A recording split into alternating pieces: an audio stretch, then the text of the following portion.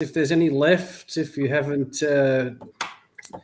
gone to some other team or you've dropped off or you've lost faith. I don't know. Maybe that's happened. We're still here, plugging away. We hope you can join us tonight for a little bit of a soul search. Obviously, we're very flat after Sunday. Lots to talk about. We're interested to hear your thoughts on what the hell is going on. How can we be in that kind of position and then lose?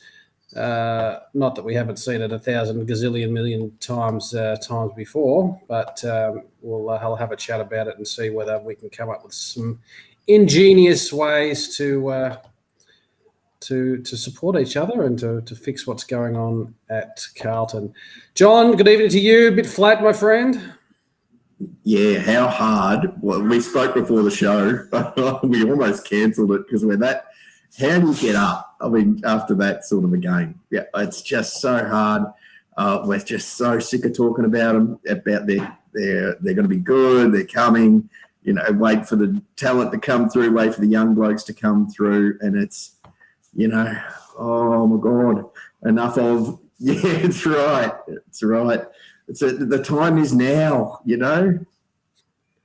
I thought I set the stage perfectly on Sunday, Mother's Day. I'd done my duties. I did the old breakfast in bed scenario.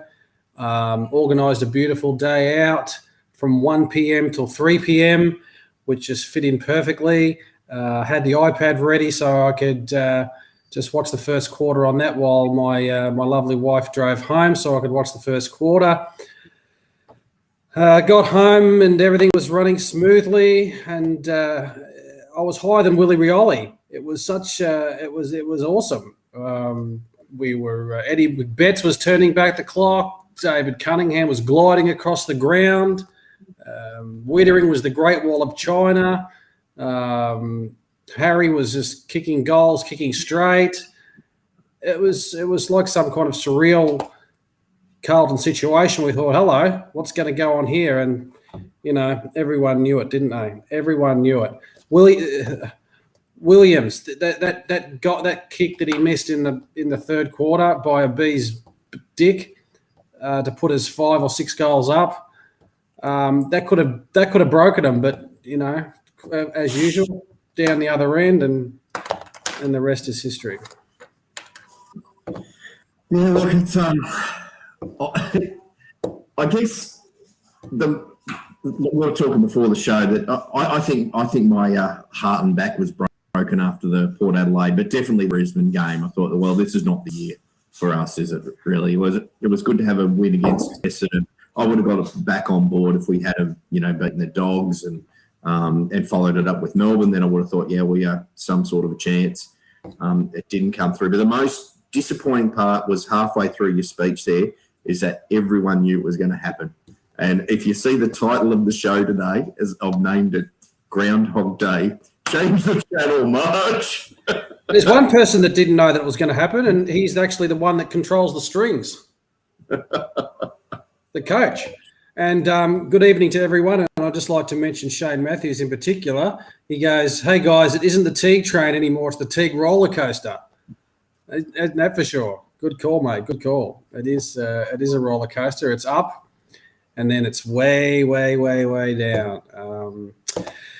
Good evening to you, Grego. Yeah, thank you for Still Hates Collingwood. Yes, we always do, mate. Andrew Lake, good evening to you, my friend. Andrew will be feeling it as much as we all are.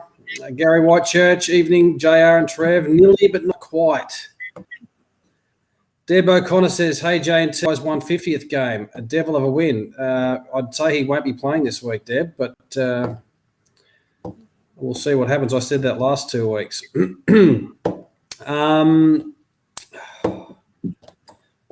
I don't know. If I'd said to you, and I'll ask this to the audience as well, and good evening to our fantastic audience, and thank you for joining us in this Tuesday night therapy session, which we're quite becoming accustomed to.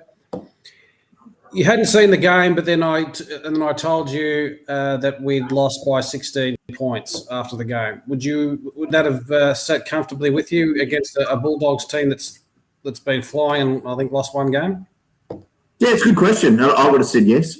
I would have said that's about where we're at.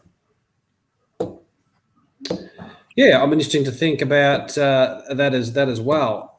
I think everyone would probably say yes, but when you combine it with our expectation, the fact that we're playing really, really awesome, the fact that we, of course, going to the other games that we thought we would potentially be able to win those games. I think we know as supporters that we are capable now of winning those games.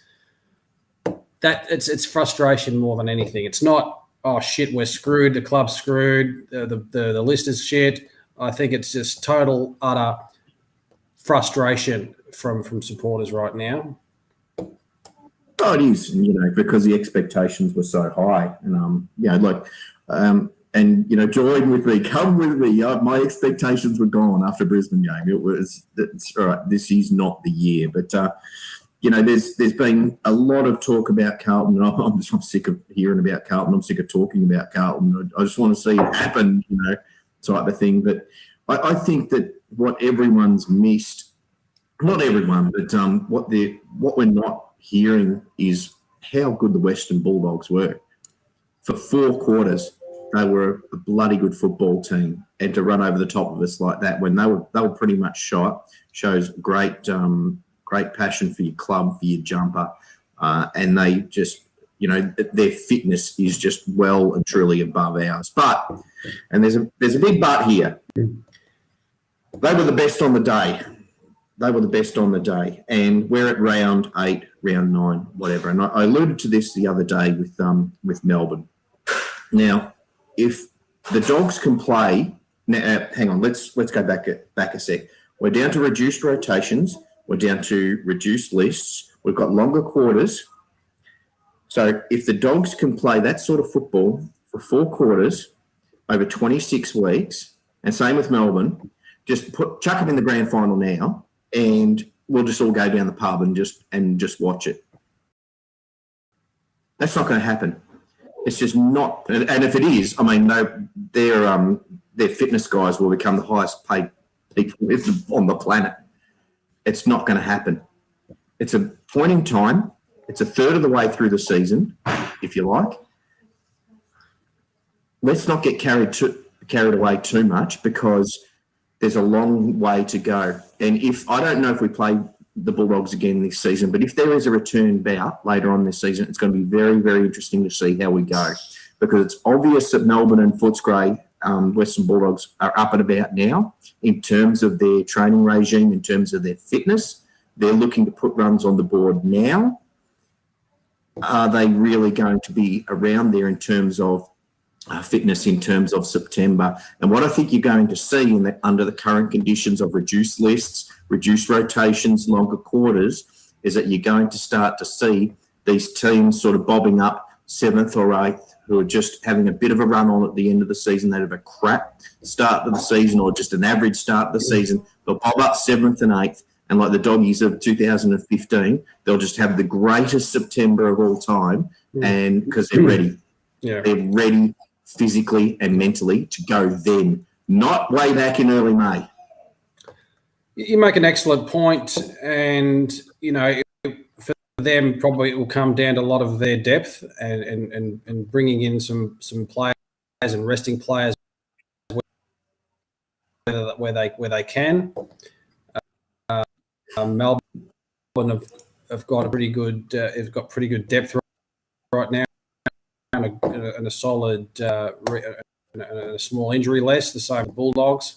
We know the Bulldogs talked about our situation last we got back, and we might see some of those this week. And the fact of us sneaking some of these games, we said to ourselves at the start of the year we were aiming for 8th, then and we needed to knock a few of these teams off along the way. Then the hard it is to get 4 points for a start, but then if you can start getting some players back, beat the teams below us, sneak into 9th, maybe 8th, in at least play finals, that would be what we're all aiming for as Carlton supporters this year. Here. Yeah, sorry, keep going. Yeah, just to drop those games when you're in front, and that's where we'll talk about a bit later on essentially when you've got 4 points wrapped up in the position we're at. I think you do whatever you can to protect those 4 points. They're in your pocket. They're in your back pocket. It's like when you're at the blackjack table. You take your money when it's off the table, and you start, betting a bit less. You don't start trying to double up, trying to win more. That's my take on it. And I didn't see Teague necessarily trying to protect his 4 points so much in the valuable situation they are. Plenty of things could have been done. He said at the start he's going to be a shootout. It was a shootout. Except the gunfight became a bit too big for us at the end of the day, and we didn't do enough to protect ourselves. So again, that just adds to the frustration. And so I see Simone Islands on the blood pressure tablets. I've got my I'm on the Prozacs tonight. That's what I'm on tonight. So I've been taking by the couple of dozen. That's keep me going this week. Look, funny stuff. But just going back to your points, I couldn't have said it better. All of those points are in my head that I was just about to raise, and you just nailed every single one of them. The game was lost for me in the last 10 minutes of the third quarter. That's where the game was lost. Yeah. And it was exactly what you say there. Don't go for more. Take your chips off the table and just be happy with what you've got. And go into three-quarter time. Okay, they were 27 points up, 21 points up. You take. Yeah, don't you? Sure. You just lock it down. You put numbers behind the ball. You play that possession football, which we don't do very well. And you just go 21 points. Great. You take that. You take the three-quarter time, you have a great big deep breath and say, you know what, this is what we need to do in the last quarter. If we can go, they kick 2 goals, we kick 1, or we go even, there's the game won. We didn't do that at all. We didn't think it through at all. And I think we've all been critical of David Teague's in-game play. He's got his game style, which is full-on attack. He thinks he's got those players. We've got the forwards there. Well, we haven't got the forwards there at the moment, but his game style is there, and it's out there to be seen. It's run and carry, play on, get through the corridor if we can, and get it up to Harry. That's pretty much our game plan. And when it works and when it's looking good, we are looking we're looking like a top side. I think at one stage we're 90% disposal efficiency. Everything was going right for us. But that criticism of, hey, Teague, when shit isn't going too well for us, mate, you've got to be prepared to say, hey, let's try something different. Let's work something out. The run on the Bulldogs we're always going to have, being the fit side they had, meant that we I think, like you said, we stop and prop and reset and slow the game down.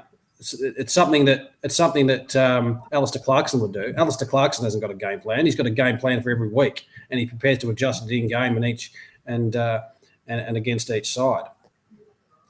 Yeah, again, perfect points.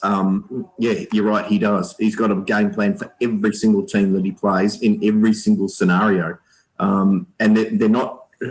He doesn't overcomplicate it. He just said, right, this is how we got to go about it this week. And you're absolutely right. And it's been my thing from the start. It's been alarm bells from the start of this year, and midway through last year is that message that keeps coming out from the football club. When we play our way, we can beat anyone. There's 17 others. I reckon every single football club across the country would say exactly the same thing. If we can play football our way for 4 quarters, we can beat anyone. Absolutely. Fuck yeah. Absolutely. But it's what's happening when you're not on top. That's correct. I actually believe him. When we play our way, we can beat anyone. I actually believe that because I've seen it with my own 2 eyes. We've seen it take us right up to Port Adelaide. We've seen it take us right up to the Bulldogs. We've seen it take us right up to Brisbane. You're 100% right. It's when things don't go our way, what the hell is plan B? And that's where the novice coaching is, I think. And that's where Worsfold should be a great, assistant or whatever you want to fucking call it. He'll be great for that. What do we do when it's not going our way? Yeah. And what worries me more, Trevor, and this is, we've alluded to this before, is have we got the competitors, or have we just recruited people who are downhill skiers who are the best when everything's going our way? We identified it last week. We got 4 fucking people on the rookie list in our team because they're hard-nosed asses. Mm-hmm.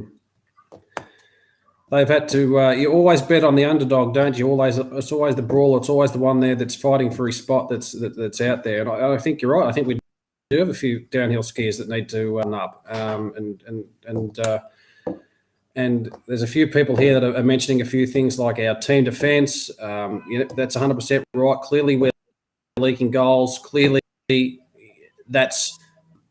I don't think that's the player's fault. That's the coach's issue. He's got to be instructing them to be playing that and getting back. And if they're not doing that job, then they're out of it. That's where that's coming. They're keeping their same structures, their same game style, and then that's the order not to get back and help on Joneses and your matchups is to try and save your goals like we're relying on. It's not going to happen this year. It's not going to happen, particularly the way that sides get run on, the new rules. It's just not going to happen. Well, it won't happen. Full stop. Not this year, not any year. And Alistair Clarkson said it last year, maybe 2 years ago. He wrapped us up perfectly. And he knows how to beat us. Why? Because we're between the arcs team. Sorry, we're in the arcs team. But everything that we do is in the arcs. Now, what I want to see is us to start take charge of the hourglass in that middle between the arcs, and start controlling that. And then you've got pressure on in that midfield. You can deliver it to the forwards and put it. They won't have the problems of having 2,000 people in there. They'll be able to run onto the football, and in backs will have some actual, they'll have some backup, won't they? We rely too much on our key position players. It's like they are it. Thank you very much for joining us, everyone. Really appreciate it. Me and Johnny are on a roll tonight. Well, I don't think we've said hello to everyone. Thank you for joining us. Everyone's got fantastic lot to say tonight. G'day, Brett Klassen, to you. Thanks for joining us to play in defence. Jones ain't good. 1-2s, I think. Grego, yes, says plan B, get someone else better than Barker to coach the midfield. Yeah, that sounds like Yeah, can I just pick up on that, because that's been a problem for me for a long while. And let's go back to when John Barker came into the role, you had a very congested style of football. There was 5-6 goals a game being played. And there wasn't this 6-6-6. There was this, all right, let's just jump in. Everyone just fucking jump in. And sorry for the swearing, guys. We should have put this out first. Put your children to bed, for God's sakes. But it's getting beeped. We're not live, mate. Hey? We're not live. It's getting beeped out. Yeah, fair enough. But there was all that congested style. What's happened is the game has completely changed. And whereas before, centre bounces weren't really a thing, because you're only getting, 10 a game? 10, 12 a game. Now you're getting 29, 30, 35, 40 a game. You have to be the best in the competition at those centre square bounces. And we're probably 18th. The way that we get it out. If we do get it out, it's rushed out. And other teams just, when they get it out against us, it's just clean. It's just beautiful. Goes straight down to the forward line. Bob's your uncle. We're not good at it. Absolutely shit ass at it. Good call, mate. Good call. Dave Macca says our midfield is tough as a custard sandwich when it gets hard. Where's that one? I'm going to put that up. Gary Whitechurch says Teague's plan is to hide in his box, and he should get down in the bunker and get a bit of motivation happening like a few of the other coaches are doing. I like that call. I would like to see Teague get down there. I do want to see him a bit animated. It's one thing to be a cool, calm, collected coach, but I think it would be fantastic, of course, for supporters and maybe the team to see him get down there and be part of it. Even a fist pump here or there would be nice. Yeah, I don't mind that. I don't want to see him go outside of his personality though, because I think that's just stupid. But he is as passionate about Carlton as anyone. You just need to talk to him, and I've had the privilege to talk to him face to face, and he bleeds blue as much as anyone.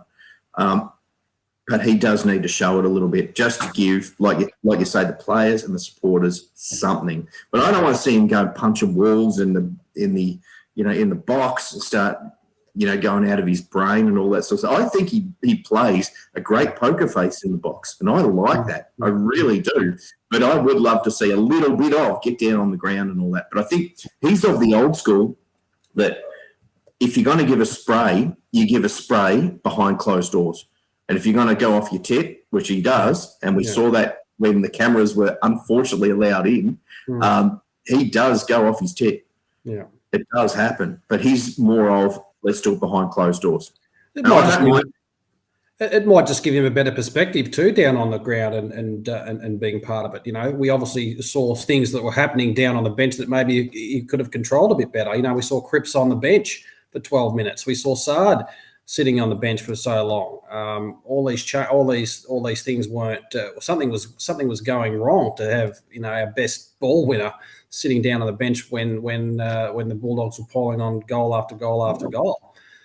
Maybe just gives him a bit more perspective to get down there and see it from that from that angle for a bit. Yeah, look, I just want to spot on again, Trev. You're having a blinder, mate. we didn't want to come on. You haven't an absolute. It must be the pills.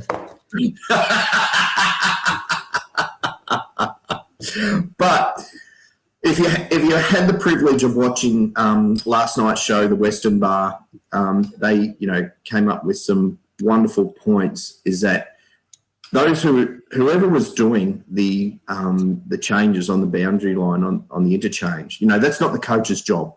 He's got too much to worry about. Whoever's doing those changes had an absolute mare, and that's the words from last night at the Western Bar, and I couldn't agree more. They had a shocker, but. In saying that, and this is drum roll, JR's rant. No one do the drum roll. That's cool. I just want to point out the media and how crap that they can be sometimes. And I'm going to not name a particular person, but on Fox Footy, I think this particular person is. And first of all, if you're going to come on the fucking camera, don't have red eyes bordering on yellow because you'll scare kids, all right? Second, you've taken the piss out of our coach for having Cripps on the bench at the start of the third quarter, and that was the reason that we lost the game. If you go back and have a look, that move meant that our midfield was as fluid as ever, and we got to a game-high 27 points up because of that. It wasn't that move that did it, okay? The other thing, I'm on a roll here. The other thing that this particular person said is going to come to me in a minute. I'm just David King. Just can you stall for a minute while I think of it? No, that's fine, mate. You're 100%. Look, it's just not him. He also pointed out, he was very vocal on Saad's inefficiencies with the ball too. And then, clearly, I think someone else smarter than us was able to put up his stats. Saad's one of our best players this year, and his use of the ball has been outstanding. Yeah, his point was, at best, Saad goes at 50-50. Yeah. And his worst game was against the Bulldogs, and he went at 55% efficiency. That was a pressure the Bulldogs put on him, and they were brilliant at that. You've got to say that. His other games are like 90, 85, 78, I think it was his worst. Yeah. It's just, what? Now, this particular person, I'm not going to name, absolute clown. Now, if you're going to go into... David King. If you're going to go into what's called as the bunker and, what do they call it? I don't really watch them, but, they have this whole thing where they go into all the strategy and all that. Now, Foxtel executives, Fox Footy executives, if you're all watching this, and I very much doubt that you are, have your smartest people in there. Don't have people who don't know what they're talking about in there. Then you might get some credibility. There's a few more that's got some more footy insight than David King, who's just got really lazy, I think, in his analysis. He used to be okay, but I think he's just getting lazy now. I think he's just overdone. Like you said, I think he's on the red eyes. He might be getting enough sleep. I didn't talk about David King.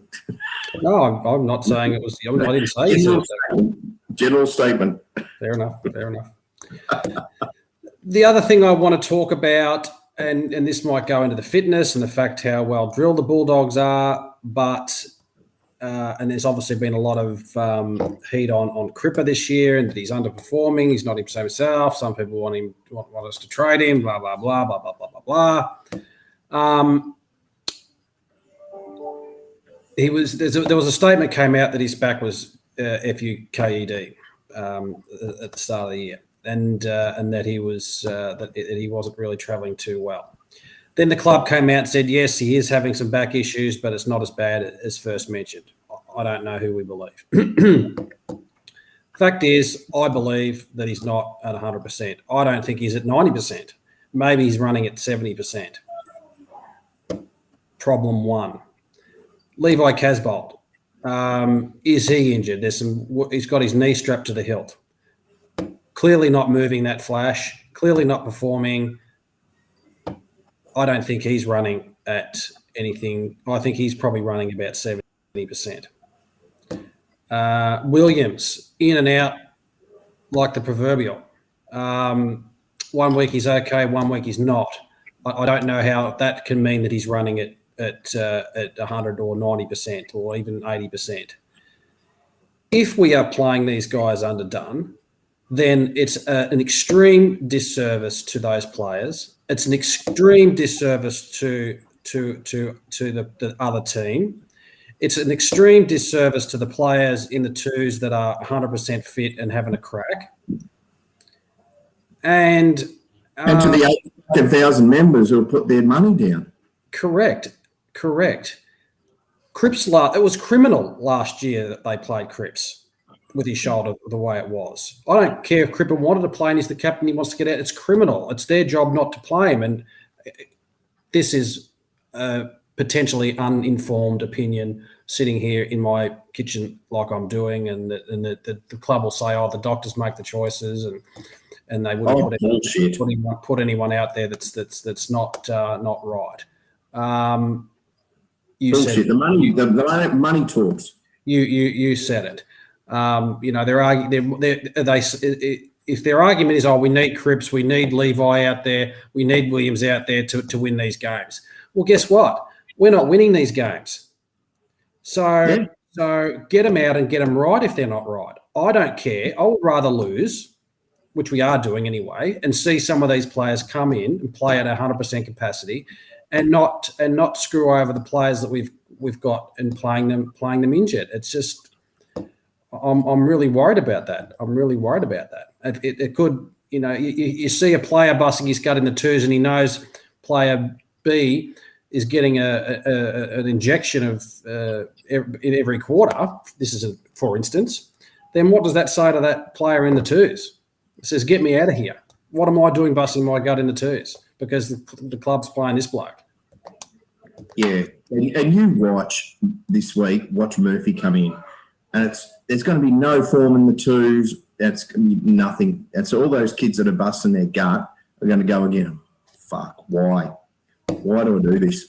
No one's guaranteed a spot in the side, says T. Murphy will come straight back in. You know, the argument, he's in our best 22. Well, how is he in our best 22? Because he's based on his last 290 odd games he's played. Definitely on that, but you're only as good as your last game, and you're only as good as your last injury or your last form.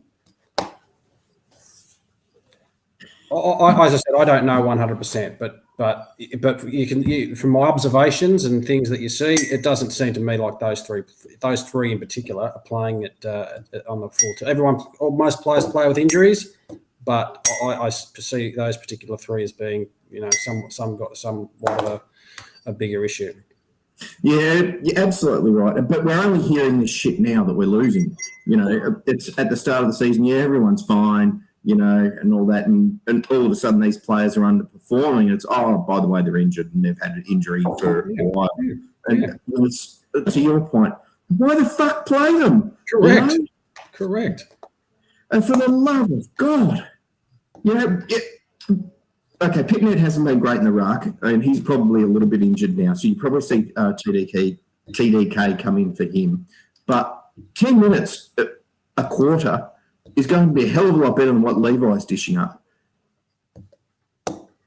And it's sad. It's sad to see those players. If he's out there I admire him for getting out there and playing under that duress. But there should be the club saying, "Hey, Levi, you know, you're not doing yourself any good, and you're not doing the team any good.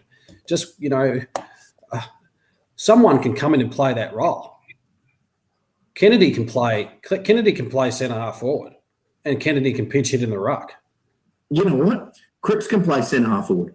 Cripps probably should play centre half forward. Cripps should play in the forward line. I did a team today, and I said, let's shove him on the forward flank and put TDK at centre half forward. And if Cripps wants to play at 90%, play him 90% in the forward line. Yeah, Grego, this is perfect. Use TDK to replace Levi, then swap with Pitnet. That will happen. That will happen. If that doesn't happen this week, I'm going to the Melbourne game. I might stay home in protest. And I love Levi. You know it's going to be happen. You know it's going to happen. It'd be a straight swap TDK for Pitnet, which I think is absolute bullshit because Pitnet will give a lot more at half forward because he's got that mongrel about him and he crashes packs and he hurts people on the way through. We'll need him against Gorn, and we'll need him. Yeah. Brendan Whitford, good point. What I'd love to know is how can Melbourne go from a prelim in 2018, second last 2019, just missed the finals last year by the tiniest margin, now are currently undefeated. Why can't we turn around? Because Melbourne has, even Sydney has as well, yet we seem to be in a forever rebuild mode and seem to be ahead of some other clubs. And all of a sudden they're way ahead of us in terms of contending for the finals. It's probably the question that everyone wants to know the answer to, mate. I'd love to. Yeah. Hang on. Let's call our heels with this one. This goes back to my point of this is round 8. It's May. Yeah. Fine. You can do all of this at the end of September if one of them, you know, wins a premiership. Fine. Or if two of them go into the grand final, go double spanners. You know, let's wait till the end of the season on that one. Look, they've still had a fast turnaround. Obviously, 8-0 is can't be sneezed at. They've done a fantastic job. They brought in some really good players to top up their talent. So apparently, so we did, and you know, it's a close competition. We know that we are essentially 16 points off the best side in the comp, or one of the best sides in the comp in the Bulldogs. What did we lose to Port Adelaide by? Something similar. Yeah, we're about 3 or 4 goals off the best. So those 3 or 4 goals off are potentially better decision making, like Melbourne and the Bulldogs are doing. Better management, better selection. So it's not playing Levi Casbolt injured. It's not playing Cripper injured. It's not playing Williams injured. It's not gifting games to your veterans. That's the where your 3 or 4 goals are coming in, as far as I'm concerned. Yeah, absolutely. Yeah. That's the way the game is at the moment. You need to, and you know, it's a perfect point you've made, and it goes back to my point at the start of the telecast. Fuck, that's going back. Doggies in Melbourne, 100% fit. You know, they're playing out of their skins. They are so fit, and we're playing players and we're just going in at, 70, 80, like you say? Yeah. It's just it just doesn't work. There's always a bit of angst around our assistants. He always gets a run every week. We saw Richmond get rid of their assistants and keep the top guy.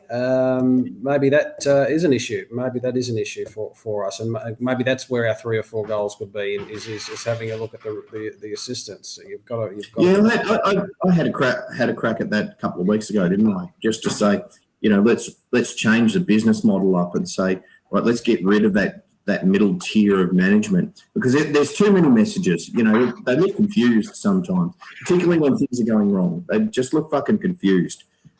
So let's piss them off. Let's get in some people actually know how to play football, like Greg Williams, but get them in as consultants. Yeah.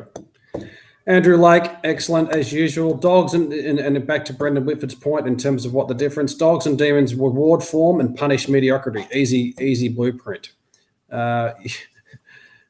Trust Andrew just to say it and sum it up right there and then. What happened to their captain? What's his name? I think what's the board-headed guy's name? I forget his name. Their captain or ex-captain. Played his 300th and then dropped in the next week. Jones from Melbourne, yeah. That was a big statement, I thought. Yeah, everyone's having a crack at the Bulldogs for not playing Jamara Ugle-Hagan because he's the number 1 draft pick. Bebo says, go fuck yourself. I'll play him when he's ready, not when the media tell me I'm going to play him.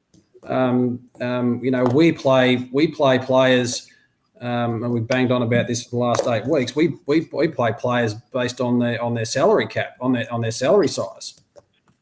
Yeah, we definitely do that. There's no doubt. And I reckon we almost guarantee players. Yep. And then again, another reason why it could be 3 or 4. That's where our 3 or 4 goals in difference are between the top sides is because we play these players and they know they're going to be given games by trundling up their 10 or 12 possessions. It's just, again, I said it a few weeks ago. Okay is not good enough. Okay is not good enough. Okay is not good enough for the supporters, and okay good enough in this competition. Yeah, 100% agree. 100% agree. Just remember, because I reckon the way that we felt at half an hour to go before the show, is we thought, oh God, we can't talk about this anymore. We talk about this so much, and then we've come on, and it's been a brilliant show. It's been great for everyone. I think. It's good therapy too.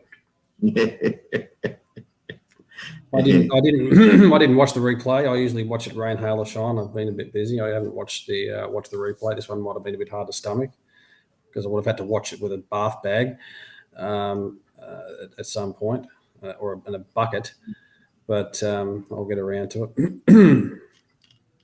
Yeah, no, I just won't. But again, back on the positives. That first half and most of the third quarter, we played top 4 footy.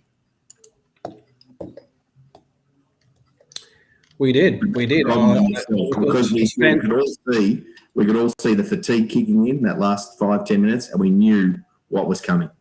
Yep. Again, I'm not sure 100% it's fatigue. I know it's hard to stop a run on, but it's not impossible. You just put quite a few behind the ball. I don't know. But yeah, Eddie Betts was winding back the clock, like I said earlier. He seemed to be really, really clean. Some fantastic goals. David Cunningham didn't get a lot of it, which he obviously usually doesn't do, but really, really moved well across the ground, and his disposal was up. I really love to see what he was doing. He was in there and about backing himself again, and I hope he really, really gets better, and I hope he builds on his last few weeks because I really do. Wiedering superb.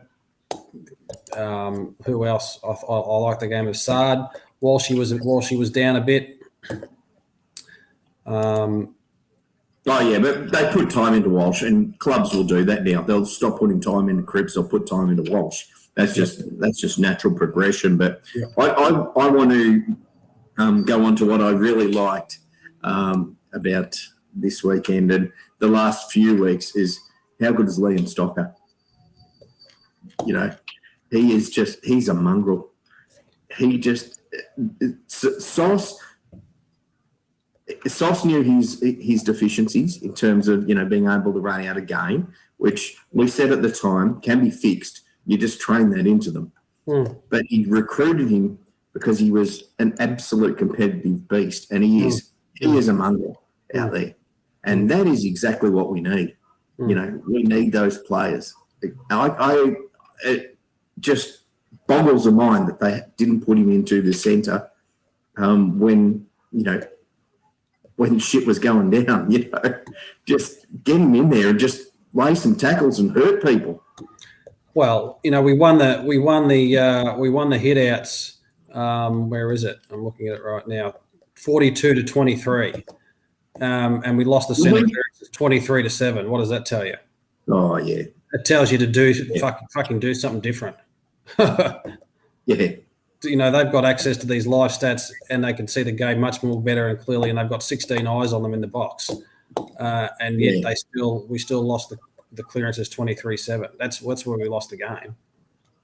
So Teague had a crack at the rucks in that. Why isn't he having a crack at your clearance coach? Why would you? Why is there a clearance coach? Why is there a ruck coach and a clearance coach? Shouldn't it be right? We're all fucking in this together, Fuck's sake! Too many cooks spoil the broth, so they say. Yeah, that's right.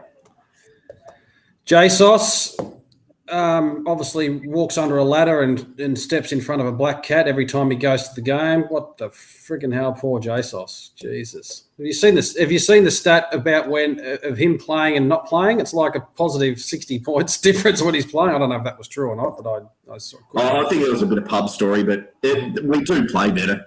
We were a functional forward line. We had another avenue to go to rather than H, because Levi was sitting there going, but just obviously, devastated.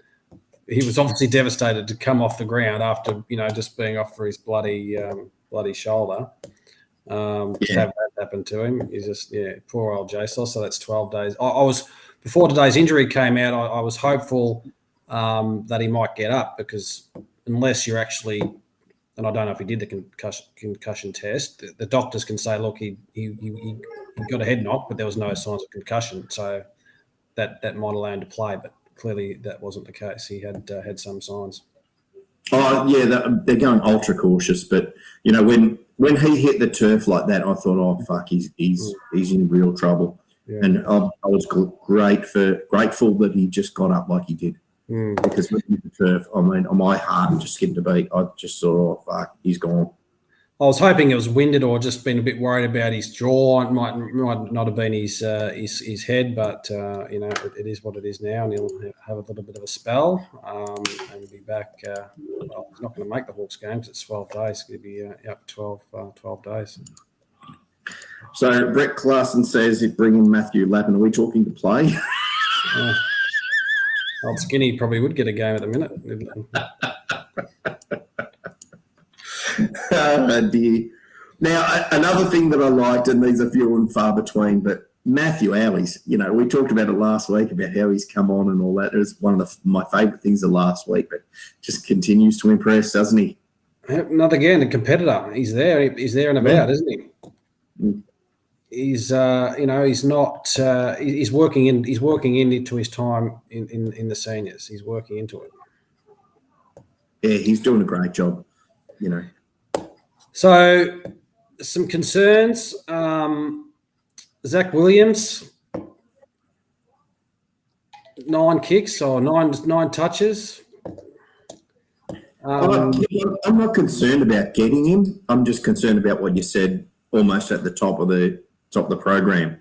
He's not right. He's not fit. Don't play him. There's got to be something going on. A player of his caliber needs to get more touches than the nine touches. Who else is showing a bit of troubling form over the last few weeks? Jack Nunes is thereabouts. He's just being okay. That's probably again back to okay. I don't want okay anymore. Yeah, he goes a definite out for taking out Silvani. He gets 3 or 4 weeks. Yeah. And poor Michael Gibbons seems a bit lost now. Where's he playing? Where's he sitting? We've got Howies in there and Betts playing well, and Gibbons, and he's pushing under the taller players. He's not taking any centre clearances. He seems lost. He seems very lost. He does. He's in no man's land. He really is. We've destroyed him. He was good. We destroyed him. We do that. We've got to have it doing that, don't we? Yes, he was good. We fixed that. Yeah. Where's those Xanax or whatever those Prozacs? Bring those back to me, Scott. I'll never make another one. But again, Gibbons, rotate this bloke into the midfield. You're talking about centre clearances numbers. Medalist. He's gonna hold it up. He's gonna get first use. He's gonna have his opportunity to get first use on the ball in the guts. Sam Petruski-Seaton. You're playing him as the sub. What the hell? Drop him and get him some form in the twos. Yeah, that's right. Silly things we don't understand. Us, armchair experts. Yeah, look, like I said with Carlton, we don't use it for what it is. We use it as a really pussy, dropping instead of going to the twos or be the medical sub, rather than say, right, you need to go and get some football, and that's just detrimental to their development. We saw last year, a whole team of our players just couldn't play football because of the VFL didn't exist. This is the same sort of thing. Drop them properly, go and get some form, come back in. It's not the end of your career. Just because you're on $1 bazillion, Zach Williams I'm talking about here now, go to the twos, get fit first, go to the twos, get your form, come back in and start to become the club that is that club, that just doesn't matter who you are. You go back to the twos. I want to see Murphy come back through the twos for a couple of weeks. Get some form. But I can bet you, I'm not a betting man, but I'd bet you a Mars bar that he's got somewhere in his contract, unspoken, he never plays twos. Probably. But we all know that they're gonna nurse into 300. We knew that at the start of the year, didn't we? Should we accept that? Probably not. Well, I think that where do you put him? Howies has got his spot, and he's playing great football. If they drop Howies, just revolt. Just go spatters. Yeah.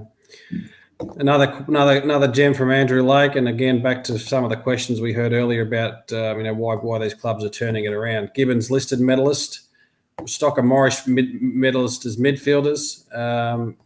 Stocker and Collier Dawkins in his first game lines up in the guts next to Bontempelli. What does that say to you? It just says to you, it stands out like Stoggs proverbials, doesn't it? Yeah. Look, it's Yeah. Grego, if we are so far off the mark, how the hell TAB only paying $3.90 for Carlton to beat Melbourne? Well, I don't think we're far off. I've said that all along. We said 16 points. If you saw that without watching the game, you wouldn't be saying it. It's not far off. It's the issues I think we've been going around in circles tonight talking about that are our issues, and that can be rectified. I just about spat out my beer, Simone. Exactly my words. Yeah. No. He can't be dropped. Oh, God. I hope you all saw the Western Bar last night. It's a cracker. They do a wonderful balance of analysis of the game, but last night they just let rip. Just go back and watch. It's fantastic. Very, very funny stuff. Very good show. Now, we're waiting now, Trev, for your response, but you've been named Goose of the Week repeatedly. You had your lawyers involved. So I just got these quiet messages through on the team. All I can say, mate, all I'll say is, and I've been instructed not to say too much, But if there is a knock at your door and you see someone with a big orange envelope, that might be a process server. I encourage you just to take those papers and read them. I've got a very high public profile and obviously a big media presence here at Carlton Live. So, to continue this disparaging slander and defamation on the Western Bar, I know you want to try and get the ratings up for them, but they're doing okay by themselves. You don't need to drag me into it. But, it's you think you're fine and cushy up there in the Gold Coast or the sunny coast with your bleached blonde hair and your tan and kicking back, just watch yourself is all I can say, my friend. Just watch yourself. There are things coming your way. Oh, by the way, I just jumped out of the river into footy training, and I'm still in shorts and t-shirts here. By the way, very nice, very nice. I'm rugged up the hilt and got the fire blaring in the lounge room. So, tell you a funny story. I'm not a coach. I just rocked up to training today with my niece, who is now with us, and putting her into the under 13s, and my mate at the Noosa Tigers, I'd said, here's Chloe, and go look after her and all that sort of stuff, and which he did.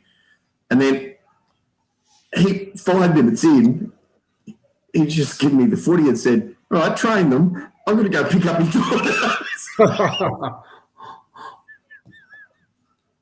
Yeah, thanks, mate. As you do. Oh, we've got to start somewhere, mate. Nothing like jumping in the fire. I started kicking a football and running around, and my God, I'm going to be sore tomorrow. I'll give you some drills. Just make sure you got your working with children check, all right? We don't want anything going on in case you haven't got that up there. Yeah, I've got my blue card, and that's some 6 years working with you, mate. Working with children and animals, they shouldn't say. Yeah, you probably should have. Nice one. Training wheels, there's Andrew Lake. Training wheels. Oh, man. Very funny stuff. I haven't worked that hard for a long time. Nick Webb, good day, Nick. Thank you for joining us. Says this group doesn't understand how bloody close they are. I heard Doc on that point today on radio saying that he does know that. So that is the frustration that they do know how close they are and they do know their problems. I haven't much of Teague this week, but I hope he didn't say I'm going to learn from this week, because surely you've had 20 years to learn the fact that when we've 5 goals up, we're going to lose that lead and get run over. Every Carlton supporter has learnt that over the last 20 years. Okay. Here's another one too from Brett. I reckon I'll lose my shit too if Murphy comes in over Honey. Yeah. You know what? Let's move on. Obviously, I hate Collingwood and I hate Essendon.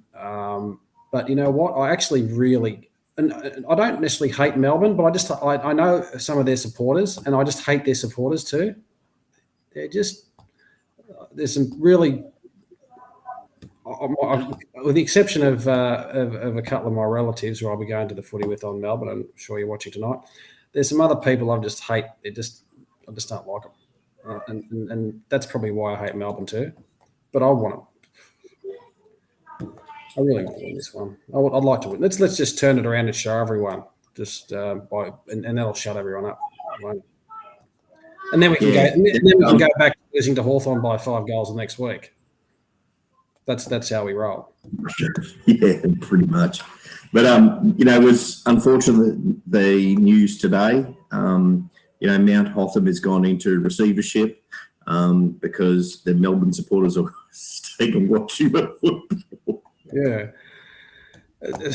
nice one. I'll play that one. Land Rover sales are down. Range Rover sales are down. The 2 tractors. And they're going to come too. They're going to come on Sunday too, the stupid Melbourne supporters. They're going to come thinking they're going to be all high and mighty. It'd be nice to shove it right up them. And, they're due for a loss, really. Carlton will help them out, no problems, by just kicking a max gone every chance they get. That's what Carlton will do. We're not really too bright. But, all right. Give us your changes this week, mate. We never get it right, do we?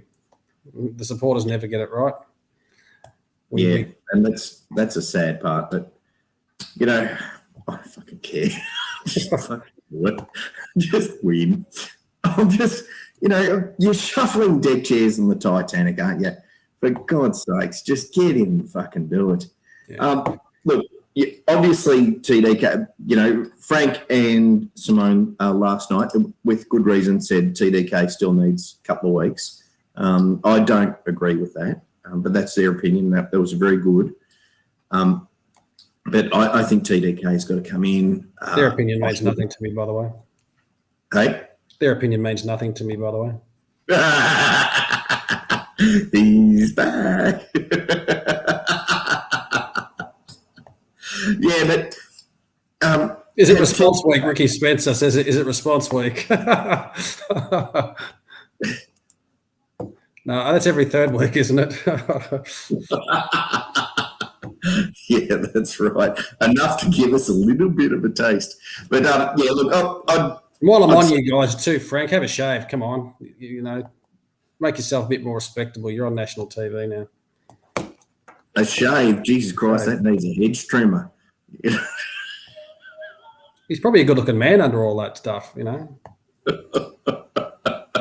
just might be why he has a beard. maybe he's actually butt fuck ugly under there. So maybe you have to keep it on.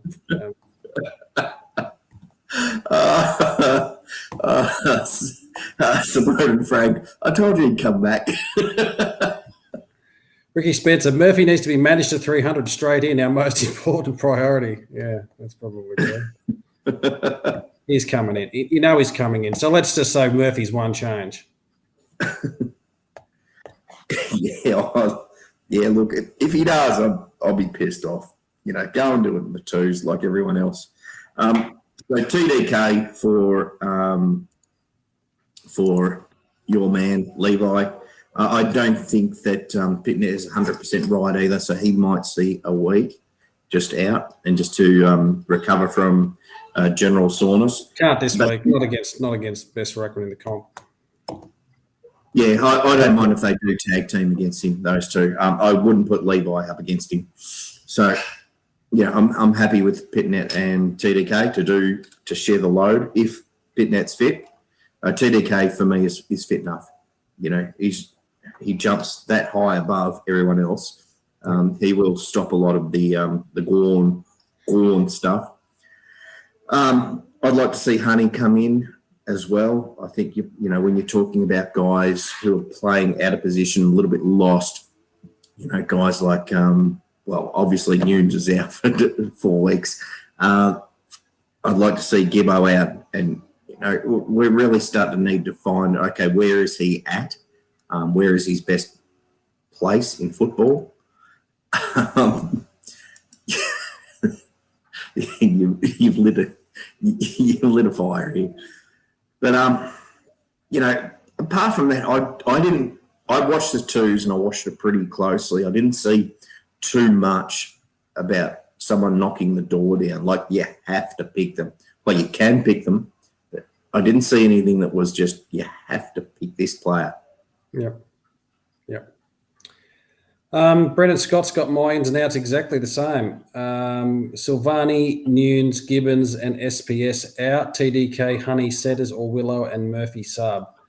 I've got the very, very similar, and Levi out for me too is another one I'm having out. So I'd like also to put another question to you. Sure. Well, we'll see how Williams goes, whether he's in and out this week, because he's due for an out. But let's get him back to the halfback flank. I don't know if anyone else remembers this, or is it just my failing memory, given I'm getting on it in years.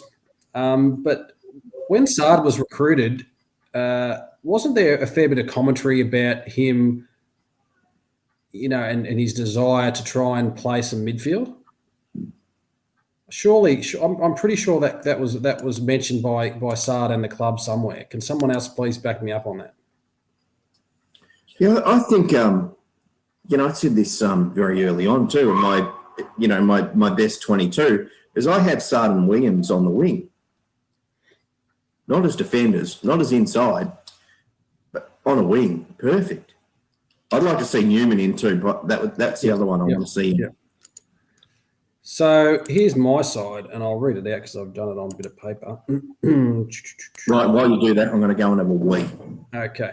So I've got Doc Jones Plowman, and I've got Parks, who's doing amazing stuff. He's coming in, playing his role, very strong. Getting things done, showing a bit of hard nose. Weeders, and then Williams back on a half-back flank. Then I've got Dow, Cunningham, and Cottrell on the wings. Cunningham, let's just unleash him and just put him in the guts and play him there for the whole game. Rotate him with Cripper and Ed and a few others, or maybe Stocker. Honey comes in on a half-forward flank. Been showing a bit in the twos. Good competitor. Lead up. Good skills. Get him into the game. TDK centre half forward, and rotating obviously with Pitnet. Cripper, if you're 90%, hang around the forward line, centre half forward. See what you can do up there. Full forward, Owies, McKay, and Eddie Betts. With on the interchange, Ed, Stocker, Newman, and Fogarty, with Setterfield potentially the sub, but they'll probably bring in someone like Murphy. So let's change it up a bit. I do want to see Sard have a bit of midfield time, and can't do any worse than Williams at the moment. But that is my team. Ricky Spencer says Dow, Setterfield, TDK in Levi, Gibbons, Williams out, Cripps to play third tall forward. Very good call. Bit of moaning about Jones not manning up on the couch. He's a HB for mine.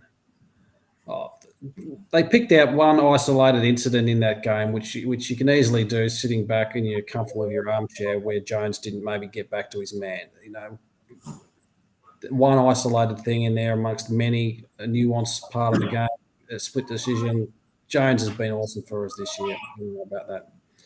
Brett Klassen says, yes, sure did. Sard did say he wanted to play in the middle. Well, let's give it to him. Let's put him in there. We've got Newman coming in as a number, or available now as another running half back. We've got Parks doing well at the other half back. So I think now it's time for Sardi, if Newman's in there, to have a crack in the guts, particularly after coming off a game where we got smashed in the centre clearances. But they don't matter, apparently. So that's good. We're glad I went on that. Jesus. Yes. Anything else you want to mention? Sorry, what do I want to do? Sorry, any other posts? We got some great stuff here. No, not really. I think a lot of people still are on the same wavelength. In your team, Trev, Stocker, JSOS, and Gibbo are dropped. No, Stocker's in. I'll put him on the bench. JSOS is injured, and Gibbo, yes, he's dropped.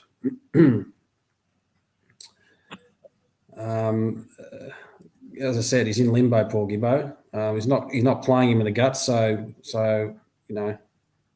let's get him back and see if we can win some games in the twos. Joseph Lozo, g'day Joseph, g'day from Bangkok. Thank you for joining us all the way from the cock. Hope you're having a great time over there. Much better here. What beer do they drink over there in Bangkok? I think I forget what it is. Chang or Tiger? Yeah, it might be the Tiger. Yeah. Ricky Spencer, JSOS lit because of concussion. Yes, he is out for 12 days. Aren't you watching, Ricky? Come on, mate, get on. We're in lockdown, he says. Oh, well, I hope you can get some beers delivered. Yeah, so it'd be interesting to see. Like I said before, this will come down to, why play these players? We're losing anyway. Get them out. Get some other kids in to have a crack. Let's see something different. Yeah, look, when you're putting it down now, which the coach has done, is that we're not good enough. So that's a statement to me that says this year's not our year. We're not going to have a shot at it this year. So if you're not going to have a shot at it this year, then you need to put in place right now, as of this week, to say what do we need to do? Who do we need to bring in who's going to be there in 2022? Well, I don't know where you're getting, and I'll just maybe get you to clarify that. I think he just said we're not near the top teams right now. Did you hear something different? Yeah. What did you hear? It's the same thing, really, isn't it? Oh, I don't know. I don't know about that. I think, well, it's probably a clearly, blatantly obvious statement that we're not near those top teams. But if you Yeah, go we're 3 goals behind still. Yeah, that's true. And I know where you're coming along the lines of this. In terms of, if we're not there, let's get kids in and play them ready for next year, and not stuff around with the people that aren't going to be around there, like your potentially your Nuneses and your Levis and your Murphys and maybe even Ed Curnow for that matter, who might not be around for the next couple of years. And build them in and get some games into them for the end of the year and see what happens. Again, I'm still bullish on finishing 8th, so I still want to try and win every game we can. And at some point, the ghost is not over yet to make 8th. If you look through the top 8 at the moment, there's not much room. It's going to be, the top 4 are probably going to be there. 5 or 6, there's going to be a scramble for 7 and 8th. And we'll be scrambling. And I want to scramble for that 8th spot. Yeah, I agree with that. You want to get 1 year of finals in, even if you just go straight out. Yep. Just that's another level of experience, isn't it? That's another level of growth. That is. But I don't want anything to undermine our selection in terms of selecting our best players. Best players, fit players. That's got to be our number one priority. Yeah. Shall we wrap up? Let's wrap up. Good therapy session, everyone. Really appreciate everyone's comments tonight. Thank you for joining us and tuning in. Let's see what can happen. Let's see what Ricky Spencer said. Whether it's what is it? What did he say? Respond week or reaction week or whatever it's called. Let's see what we can do. 4 quarters of that footy against Bulldogs, against Melbourne, and we said it before. Can do it. Maybe we'll catch Melbourne on a down day. They're 8 in a row. They're about to, they can't continue this run or continue this run for forever. This could be the week. Yeah. Response week, that's what he says. That's what we need. Let's have a response week. Okay, so Shane Matthews, 1 game out of the top 8. Need to go 3-1 over the next 4 weeks to be 6-6 before the bye. Yeah, not going to happen. Oh no, I don't know about that. I don't know about that. Like I said, that's why again, like the frustration was to lose these ones. When we've got them just about in the bag, is because those 4 points could be valuable to that 8th position when we start getting some of these players back. Martin, like Shane said, some of these players back. Kemp is potentially coming back after the bye. Charlie's coming back in the second half of the year. Getting an extra 4 points of some of these top teams is so valuable when it comes to the back half of the year, and we're playing some of the teams that may have given up the ghost or changing their strategy for the end of the year. Yeah, fair enough. All right. Good night, everyone. Good night, everyone. Thank you for joining us. We will see you singing the song next week when we beat Melbourne by 74 points. Yeah, nah. Good luck with your coaching this week, Johnny. Cheers, mate. Don't forget just to keep an eye out for that process server. Night, everyone. Not everyone.